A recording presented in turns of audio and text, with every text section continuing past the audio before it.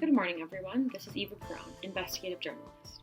I'm incredibly passionate about uncovering the truth behind wrongful convictions that occur in the criminal justice system. In this show, we look at different criminal cases in history that led to wrongful convictions. We look at what went wrong and the outcomes of the case. On this episode, the topic of discussion today is Anthony Ray Hinton, the journey of a man who's one of the longest-standing death row prisoners in Alabama history to later be exonerated. This is a story of how a man who survived death row for almost 30 years found freedom, hope, and justice in a broken system. Today, I will be examining the facts of the case and looking at the factors that went into his wrongful conviction. I will also be discussing this story based on facts that Ray, as he likes to be called, reported in his book titled The Sun Does Shine.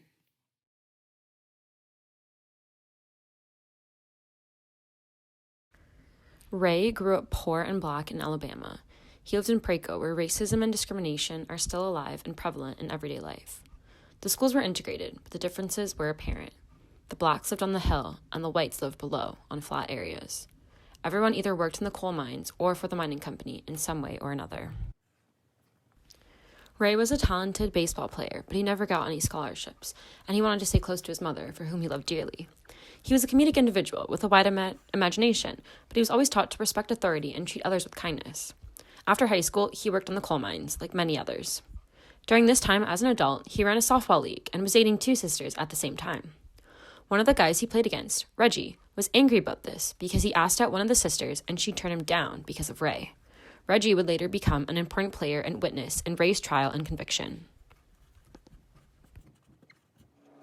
While Ray was a hardworking individual, he made some minor mistakes that would later affect him. He drove a car directly off the lot and drove it around for 2 years without paying for it. He eventually returned it and also was arrested later for writing bad checks. He only spent a few months in a work release program, but it was enough for him to be processed and recorded in the system. This fact of having a criminal record would be a factor that contributed to proving Ray's guilt at his trial later. After Ray worked in the coal mines, he moved on to working in a warehouse. In 1985, 2 fast food restaurants were robbed, and the managers were shot in and around the Birmingham area in Alabama. There were no eyewitnesses, no fingerprint evidence, and no leads on any suspects. The police were itching for any suspects and experienced pressure to arrest and convict someone as the residents feared another attack. July 25, 1985, in Bessemer, another restaurant was robbed and a manager shot. However, this time, the victim, Sidney Smotherman, survived. As an eyewitness, his misidentification from a photo lineup led to Ray's arrest.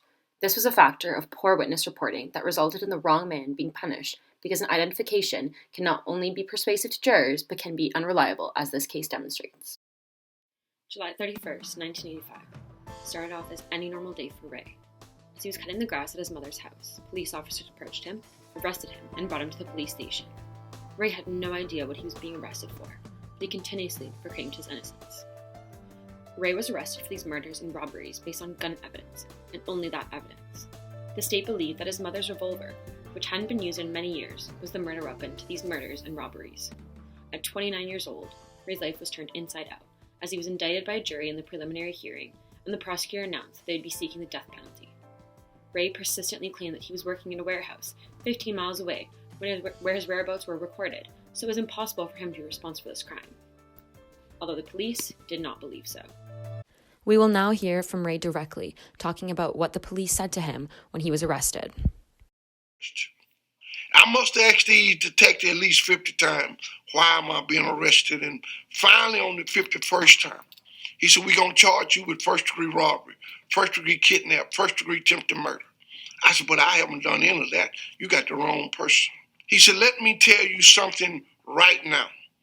I don't care whether you did it or didn't do it. He said, but I'm going to make sure you found guilty of it. I said, for a crime I didn't commit? He said, you must have a hearing problem. Didn't I tell you I don't care whether you did it or didn't do it? He said, there's 5 things that are going to convict you. He said, number 1, you're black. Number 2, a white man is going to say you shot him.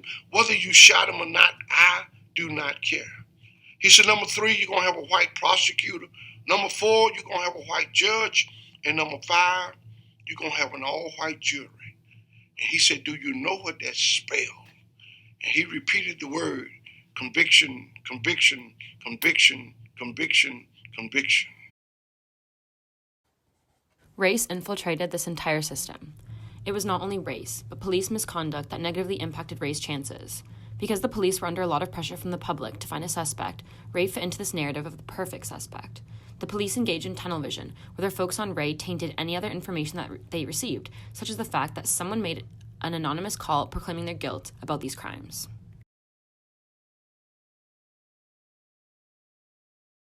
Assigned to Ray's case because he did not have any money to afford a lawyer, Sheldon Perhacs did not do an adequate job of defending his client.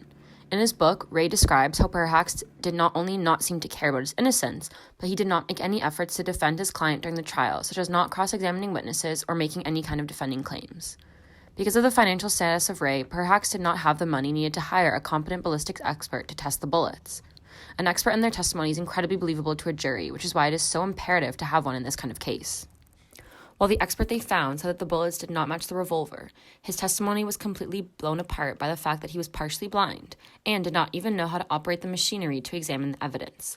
What we see here is a factor of incompetent expert. The prosecutor, Bob McGregor, was also vindictive against Ray. To him, it felt surreal that the whole system was against him. The factor we see here is prosecutor bias and misconduct. It was also later found out that the state didn't turn over some worksheets about the gun and bullets to his defense lawyer, which would have helped Ray's case.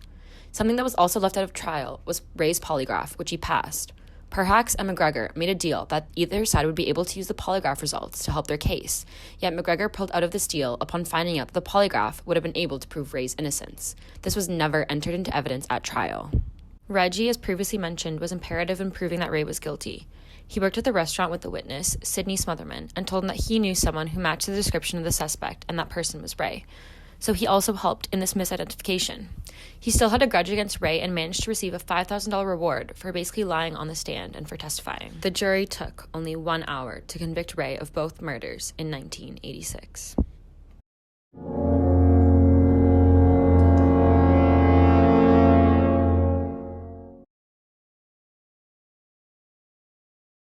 Every convicted felon is guaranteed to a direct appeal to the state appellate courts, so the Court of Criminal Appeals and the Alabama Supreme Court.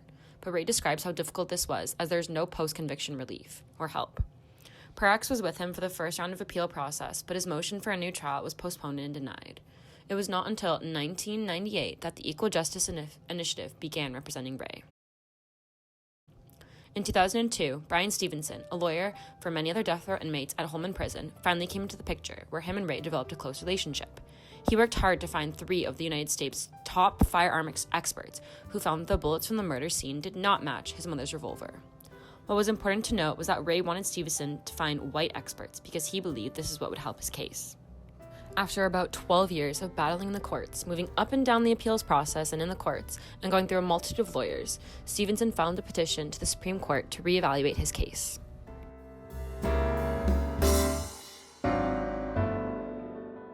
In a unanimous decision, the Supreme Court finally reversed the lower court's ruling and a new trial was granted. The best part was that Ray actually never had to go through a new trial. The district attorney and the judges simply dropped the charges, and Ray was granted his freedom and innocence based on this new gun evidence from the 3 experts.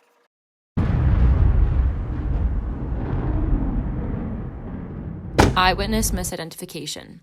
As mentioned, Sydney Smotherman believed that Ray was the man based on incorrect witness reporting. Reggie was the one to plant this idea in Sydney's mind that he knew someone that matched the description, but all really Reggie wanted to do was to get revenge on Ray. Suppression of evidence. The worksheets that were left out on the gun and the bullets. The polygraph that was never introduced into evidence, and not to mention the fact that the entire evidence of the gun and bullets was incorrect in the first place. Ineffective defense counsel. Perhacs, Ray's lawyer, did not care about his client Ray. In his book, Ray mentions how Perhacs complained a lot about not having enough money or having to do this case, and he did not make any efforts during the trial to cross-examine any witnesses or to try to poke holes in the prosecutor's case. Now we move on to prosecutor misconduct.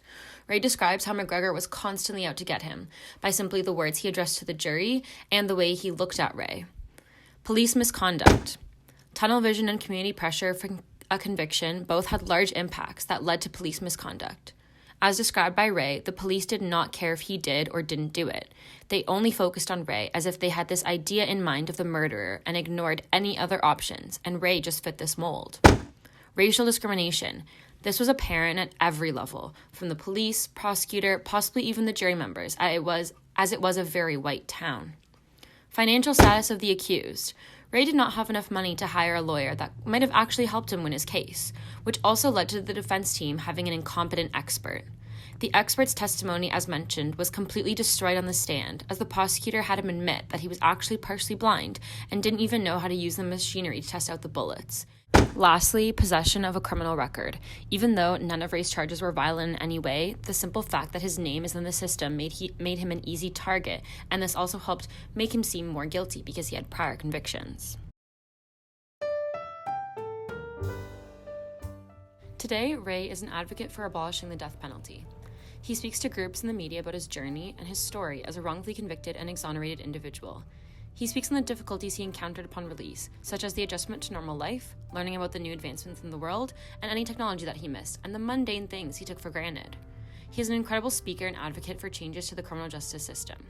He is a prime example of how many factors can lead to a wrongful conviction, but his story also demonstrates how broken the system is, where individuals need to work incredibly hard to find justice and freedom. It is incredibly challenging to argue against the courts.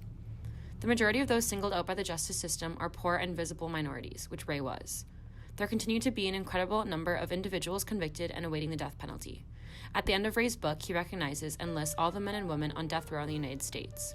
The sad reality is that 1 out of every 10 people on the list he provides are innocent. The sun does shine, as Ray said upon his release. While Ray was able to find his freedom and be exonerated, many others are not so fortunate. This case demonstrates that in Alabama, as well as in North America in general, racism is apparent and alive, and it is difficult to dismantle at every stage of the system, from the police, to the prosecutors, to the judges, within the trial, and even throughout the appeals process. For almost 30 years, Ray was knocked back and forth within the appeals process, from the lower courts up to the higher courts and back down again, not only because he was a black man, but because he was poor. As Ray said himself, the police knew all the factors that would lead to his conviction, and they all had to do with Ray being a black man and everyone else was white. There was so much against him. There were an incredible amount of factors that contributed to Ray being wrongfully convicted, as I previously discussed, but he was honestly fortunate enough to have found a lawyer who stuck by his side and kept fighting for him. In prison, he went through a major revelation. For the first 4 years, he did not speak because he had so much anger, until he heard another man crying about his mother dying, which was something Ray could relate to, the love for family. He reconnected with God, with whom he had a powerful connection beforehand. His imagination and beliefs helped him survive in a cell the size of a bathroom. He also became friends with Henry Hayes, who was a member of the KKK. This man was taught to hate blacks and participated in one of the last lynchings of a black boy. On the row, race and color don't matter, as Ray describes it. They're all going to have the same fate. One of his successes was the fact that he started a book club to help engage and teach the other inmates about different topics. Unfortunately, his mother also died while he was in prison, which was a major loss to him because he always told his mother that he would be home soon. Ray fought for his freedom and innocence, despite so many years caught up in a system that failed him.